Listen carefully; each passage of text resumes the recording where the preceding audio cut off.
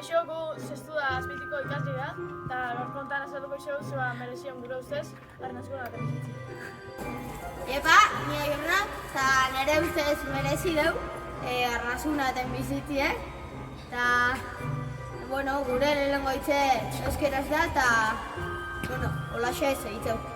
Kaixo, ni Luke naiz, etxin beti euskaraz hitzez, zatik nire familiar danak euskaldun nire, eta nik uste holaxe zegoela euskaraz hitzez. Ruben naiz, nire ama andaluzikoa da, eta naiz eta andaluzikoa izan, euskaraz daki da etxian euskaraz hitzez.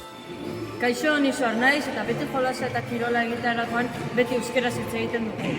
Kaixo, ni Luke naiz, eta beti izaterakoan beti da, izan ere euskara bultzatzen saiatzen gara, eta beti euskaraz hitz egiten dugu.